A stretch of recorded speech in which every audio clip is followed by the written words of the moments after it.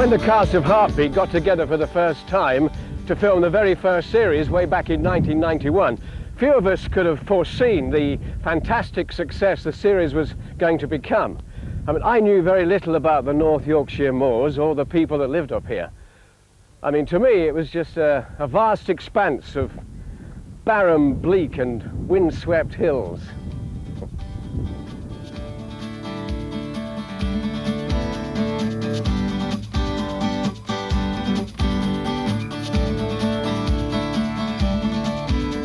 Now, when we started filming, we discovered the area was full of stunning landscapes, winding valleys, picturesque villages and friendly inhabitants.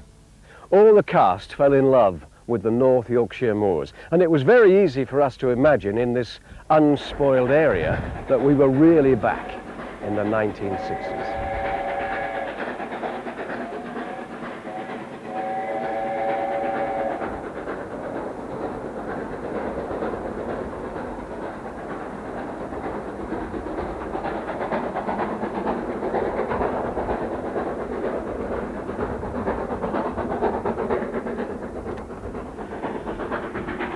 Now, this idyllic image is enhanced in so many different ways, but none more so than the steam trains that run on the North York Moors Railway.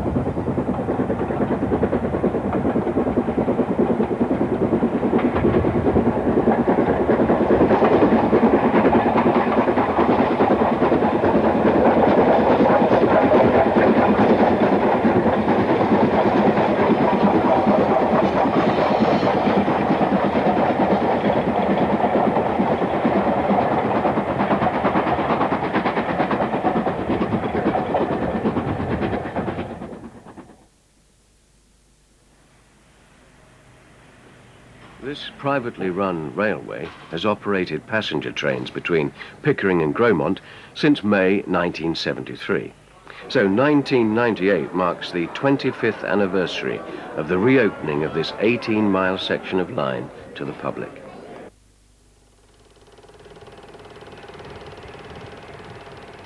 The North York Moors Railway is only part of a much longer line that formerly ran from Whitby to Moulton. But the enthusiasts who purchased it from British Railways back in 1967 did not inherit a working railway, far from it. They only secured a weed-ridden trackbed, several run-down stations and few facilities. There were no covered buildings to house locomotives and rolling stock. These shots show only too clearly the run-down state of the line at that time. So the new owners had to set about the daunting task of reconstructing and redeveloping the railway and its infrastructure.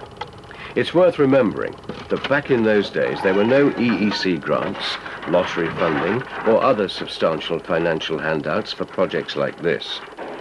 Consequently, the restoration of the railway could only proceed at a relatively modest pace as and when funds became available. Between 1967 and the reopening of the railway in 1973, Goathland was the centre of activities. Periodic steaming weekends were organised with trains running down to Gromont or south to Ellerbeck, where a run-round loop existed. In those early days, Ellerbeck was seen as the southern terminus of the railway. This would have resulted in a line just 5 miles long with restricted access throughout its length. However, with help from the County Council and other interested parties, the track bed was eventually secured all the way to Pickering. That decisive action has been of immense value to all parties, with the infinitely better road access and parking facilities of Pickering. It's also enabled Newtondale to be opened up to the public and provide superb scenes like these.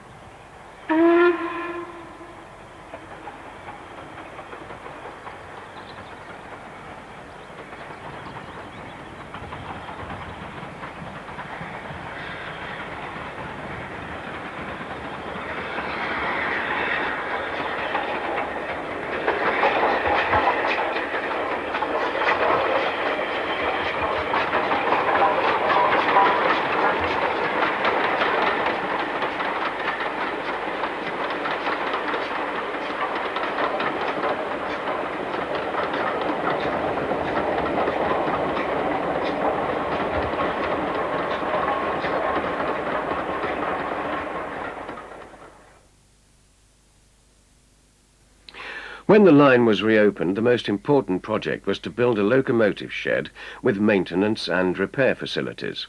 The site chosen was at Gromont, immediately south of the tunnel. These vintage shots show the old railwaymen's cottages and the derelict deviation signal box which then occupied this area. These features have had to make way, however, as the sheds and works have expanded over the years.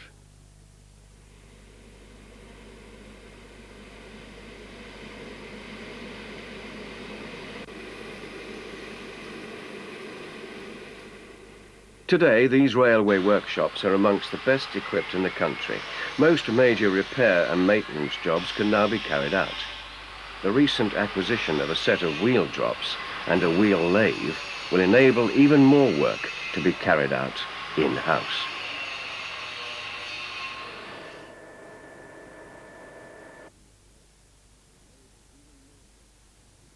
The North York Moors Railway is fully responsible for 10 of the locomotives based on the line. It also carries out routine maintenance on other locomotives in service and a certain amount of contract work.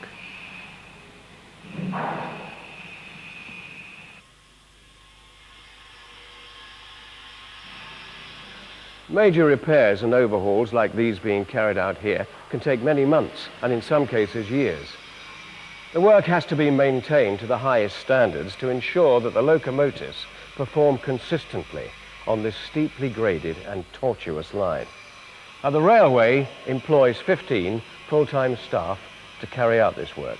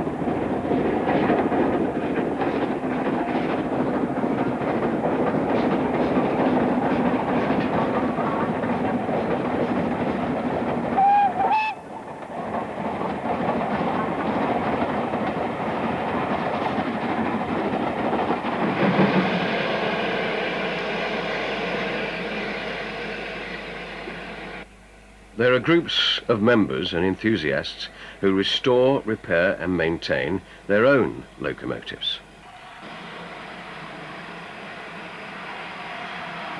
The North Eastern Locomotive Preservation Group, for example, owns 4 locomotives and is responsible for 2 others which are on loan. Some of their locomotives are passed for mainline running as well as operating on the North York Moors Railway.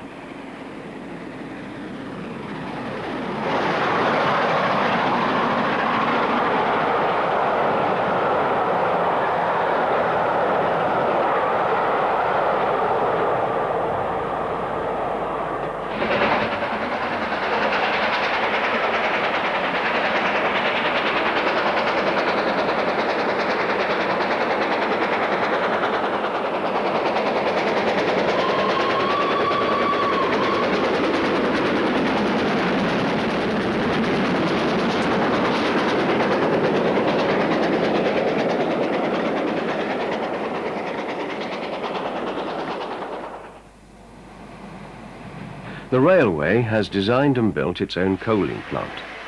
This has eliminated the messy and time-consuming method of coaling up locomotives using a mechanical excavator. It ensures that bunkers and tenders are now filled up in very quick time indeed. Unfortunately, nobody has yet invented a machine that cleans and polishes locomotives. So many hours of hard labour still go into producing an engine in pristine external condition, but the end product is very much a joy to behold.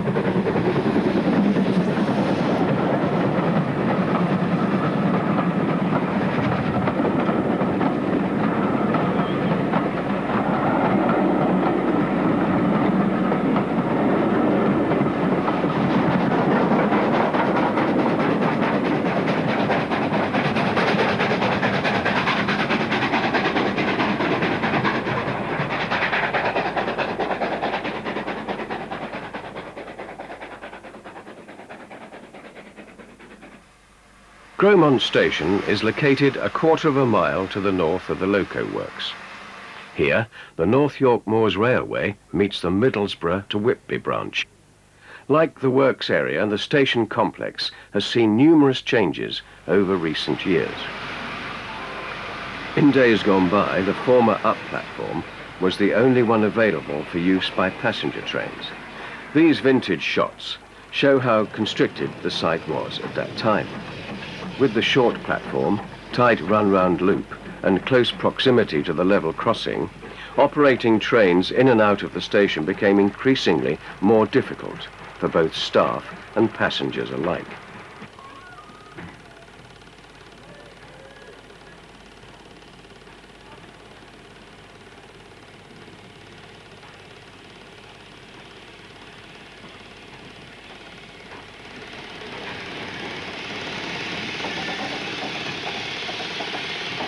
It was only after the Whitby branch had been realigned that the railway was able to use the down platform. This has subsequently been extended to accommodate the longer trains. New features on it include the Slights building, which was constructed from materials reclaimed from a similar structure on that nearby station. It now houses the ticket office and waiting room.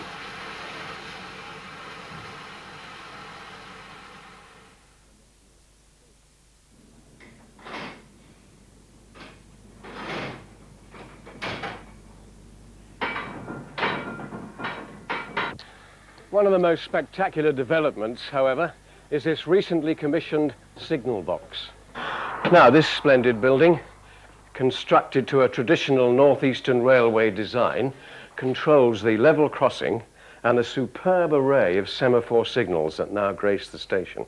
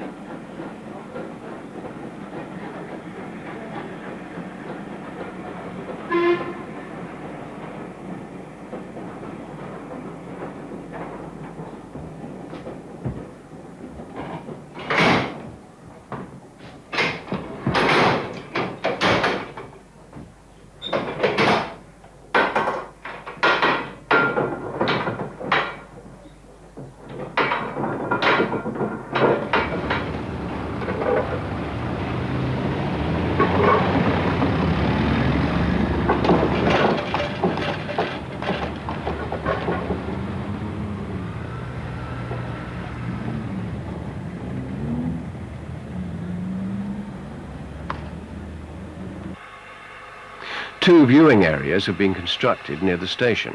These provide excellent vantage points for photographers and visitors alike to view locomotives starting out on their hard climb to Goathland.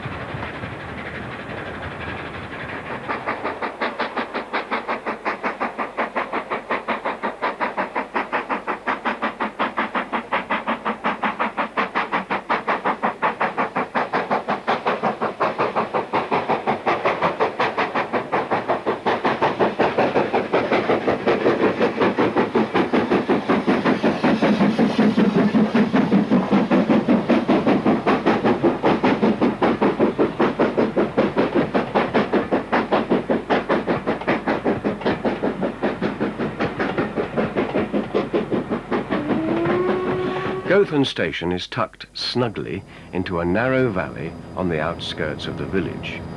With the exception of the erection of the footbridge, this Victorian station has hardly changed over the years. The station lies at the very top of the steep 3-mile climb from Gromont.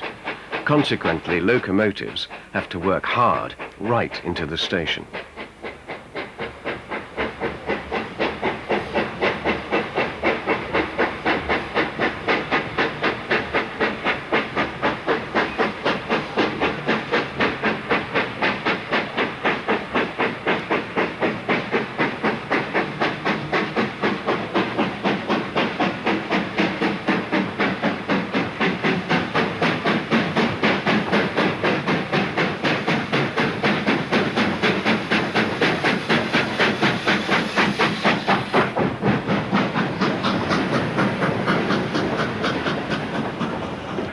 South of Gothland, the gradients are less taxing on the 2-mile stretch to the summit. The landscape opens out as the locomotives accelerate their trains past Moorgates, across Fen Bog, and then drop down into Newtondale.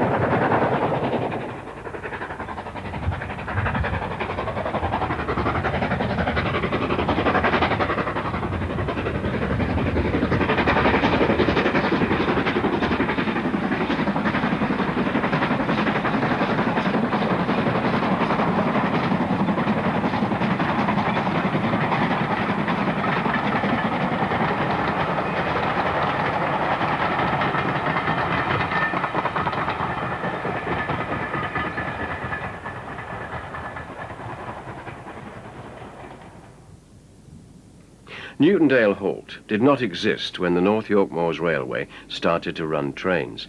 In fact, it was constructed in 1981 in conjunction with the National Park to provide better access for walkers to the remoter northern end of Newtondale. Parts of the structure came from Warrenby on Teesside. So even this piece of modern construction has an older railway pedigree.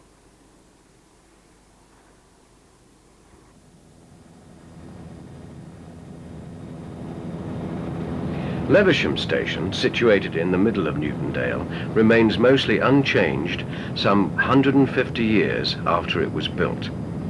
The facilities provided for passengers in those days could be fairly described as being Spartan.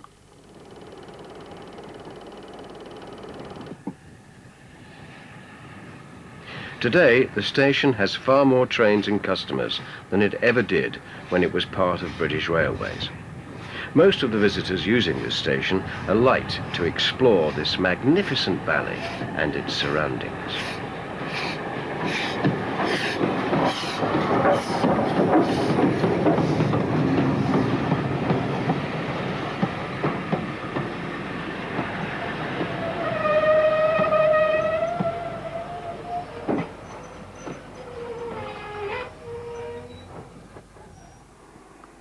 Walks from either Leversham or Newtondale Halt are thoroughly recommended. Views of Newtondale and the trains passing through it can be truly stunning, whether viewed from the valley floor or, if you're fit enough, from the cliff tops.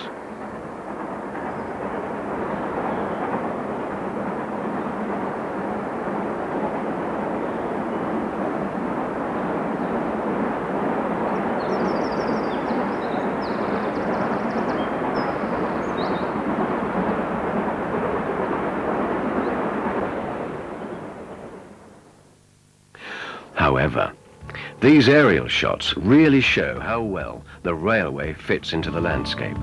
Following the twists and turns of the valley floor, train passengers have constantly changing vistas with woodland plantations and cliffs, giving way to more open marshy areas and moorland. The train reaches the summit of the line at Fen Bog near Fylingdales.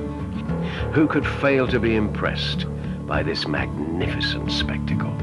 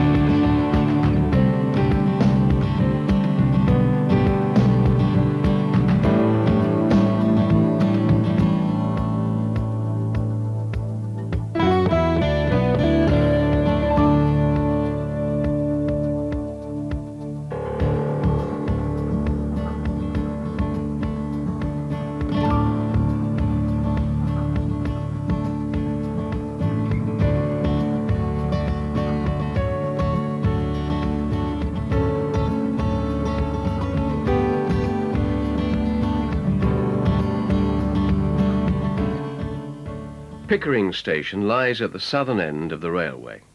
Changes have also been effected here, including lengthening the main platform. Another reclaimed building stands on the main platform. This one came from Whitby and is now used for storage purposes.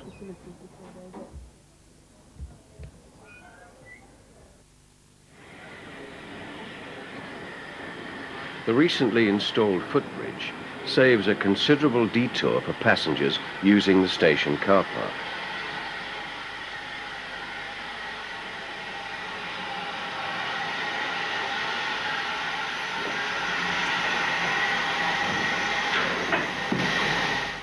The most noticeable new construction here at Pickering is the carriage shed. Like the engine sheds at Gromont, this complex has been built from scratch and extended over the years to cater for the extra workload.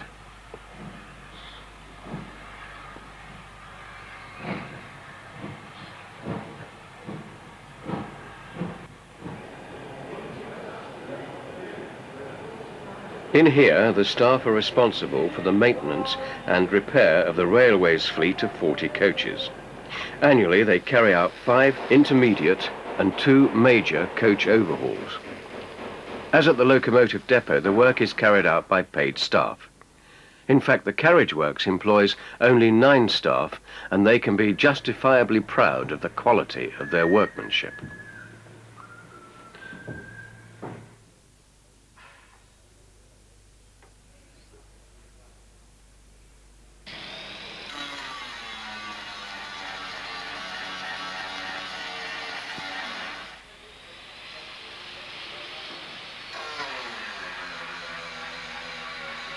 As with the locomotives, there are groups of volunteers who own, restore and maintain coaches. The LNER Coach Association, for example, has been working for several years on a number of Gressley coaches. It's hoped that a complete train of these coaches will be available in the not-too-distant future. What a splendid sight that would be, especially if it were hauled by a northeastern locomotive.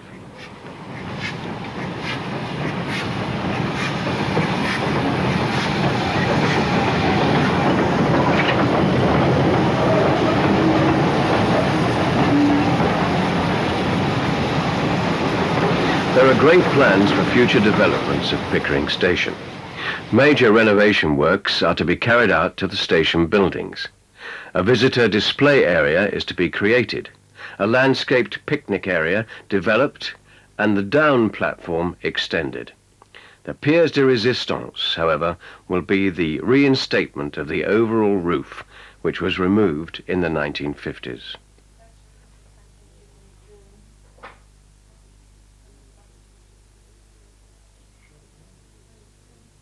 Well, let's hope these plans bear fruit, for the completion of these features would transform Pickering Station from the rather functional terminus of today to a splendid recreation of the former 19th century masterpiece.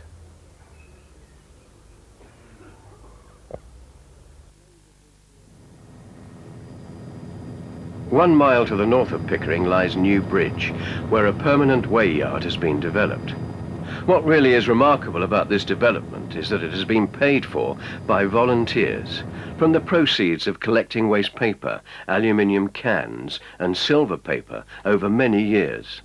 A remarkable story of hard graft and patience bringing its true reward. Indeed, most of the wagons based here have been acquired in a similar fashion. The majority of the wagons are used on permanent way or other works trains. There are, however, some which have been preserved for historical interest, and when restored, these are used on special occasions, including gala weekends.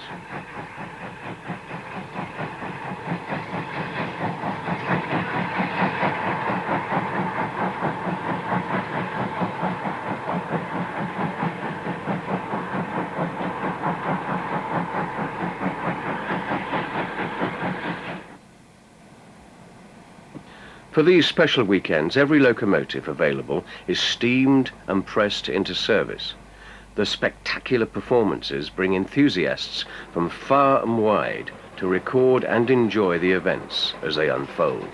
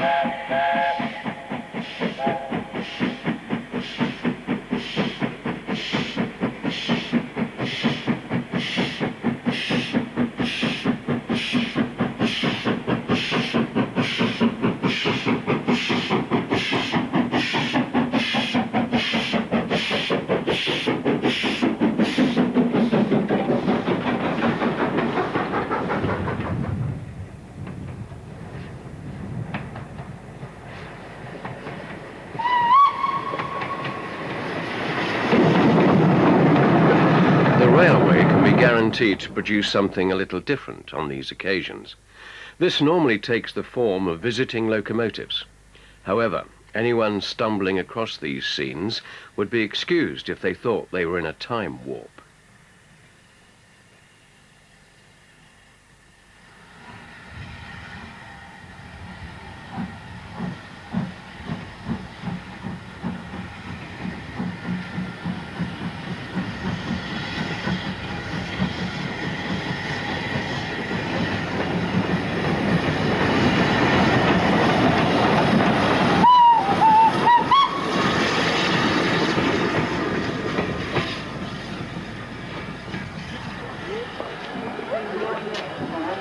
You're not coming for a run then, Andrew? Go on, I'll come for a ride.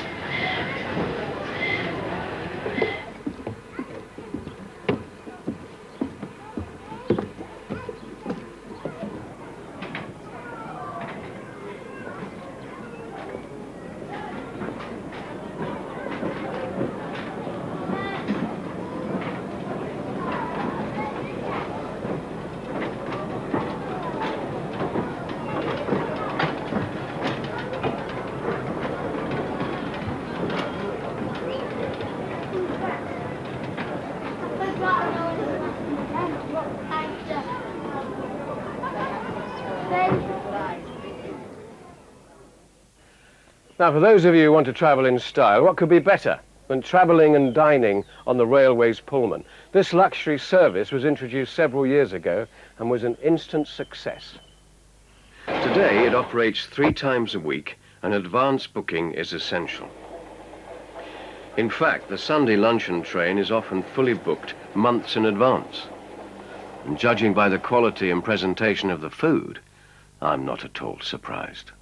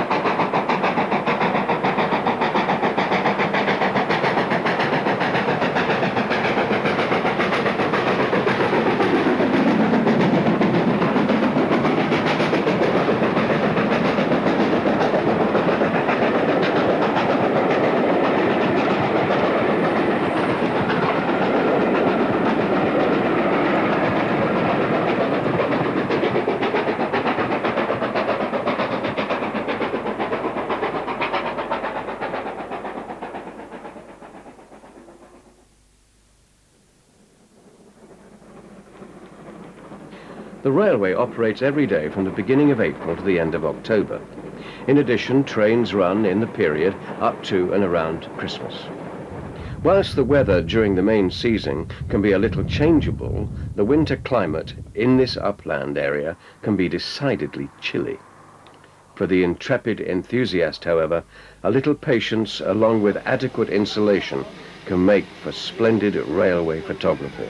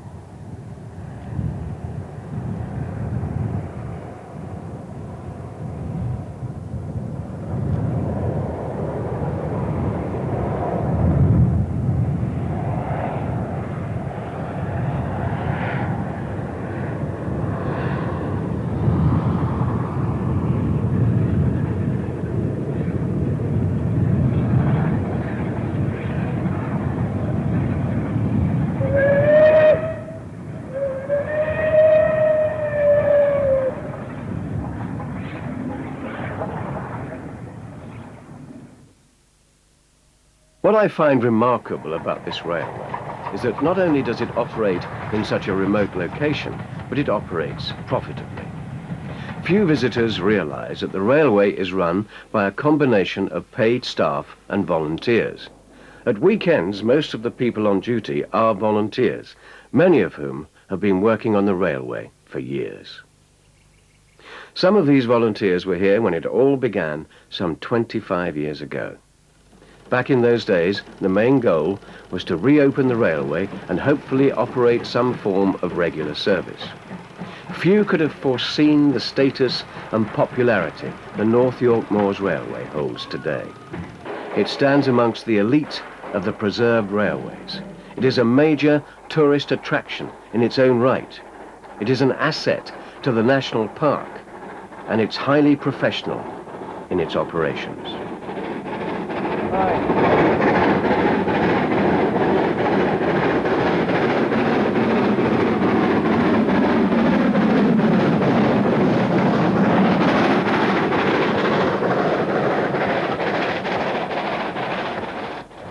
Can I just add my congratulations to the North York Moors Railway for reaching their Silver Jubilee. Long may this wonderful railway run and give pleasure to the many people that travel on it every year, and satisfaction to all the staff that run it.